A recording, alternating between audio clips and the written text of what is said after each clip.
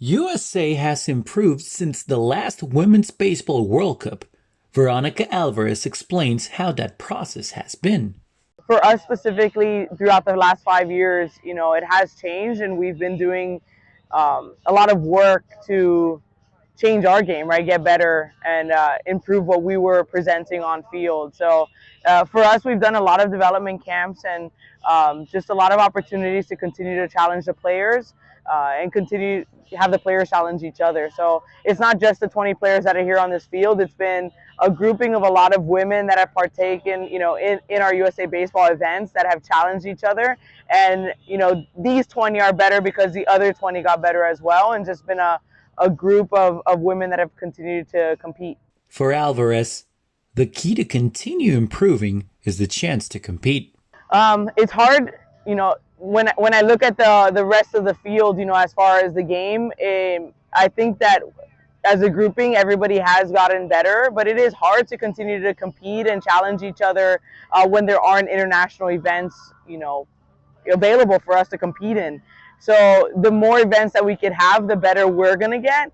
But there is a lot of value and a lot of credit that needs to be given to these women and to these different countries and the work that they've done in the last 5 years, even though there haven't been that many international events. So, I know everybody's been out there working. It's not just us. It's evident that each country has been better and better every year. Veronica would like to see the juniors on the diamond as the next step for women's baseball. Ooh, I have a lot of goals for women's baseball. I think a U20 event would be really beneficial for women's baseball. If we can continue to find a place for these younger players to compete at a high level, it's only going to benefit us as a sport. So a U20 event, in my opinion, would be a great way to continue to fill opportunities for the younger players that maybe aren't ready to make the women's national team. That's one of my goals. I would love to get back into the Pan American Games, and the obvious one for me is to be an Olympic sport. So those are things that are on my vision board and what I hope for the future for women's baseball.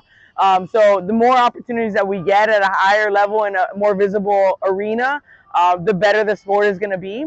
I think that we could see that by some of these players getting opportunities to compete, right? Kelsey Whitmore on our team playing in the Atlantic League, Olivia Pichardo being the first Division I player, Beacom from Australia, getting opportunities as well on the men's side. All of these opportunities that these women are getting outside the norm have just grown the sport more and more. And so that just shows you that the importance of getting out there, visibility, representation, all those things. And just, the goal is to improve the women's game so that they have a place to really compete at a high level. The accolades that players like Kelsey Whitmore, Olivia Pichardo, and Jim Beacom, to mention a few, is what makes women baseball more visible, according to Alvarez. Yeah, I think that the work that Kelsey and Olivia have been doing outside of the women's game, as well as a lot of other names here at this event, it again just shows it makes us visible. It makes women in baseball visible. It shows that we can compete on a baseball field, that we belong in this sport. So their representation, which sometimes is hard to bear that weight, their representation in the men's game is just getting the word out there that women play baseball, that girls play baseball, and it's just increasing our advocate pool. We now see more people. I get phone calls all the time of men saying, "Hey, I have this girl here that plays on my team," or "I'm giving lessons to a girl. How do I get her more involved?" So just the fact that we're making it more visible amongst the general population is really important to continue to grow our game, and I think that's really helped the younger girls continue to find a space in baseball, even if it's on a boys' team.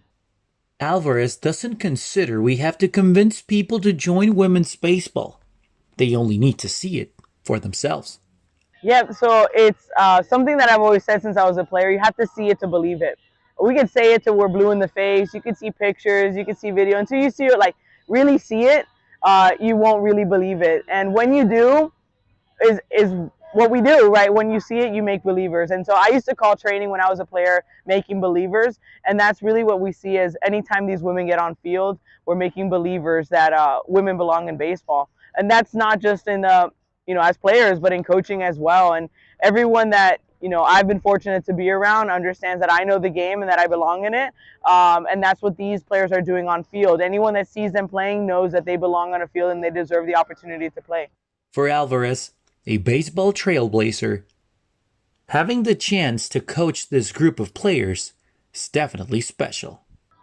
It's everything for me. I mean, it's my why. To be able to lead this group is just an amazing honor. They're so hardworking, dedicated.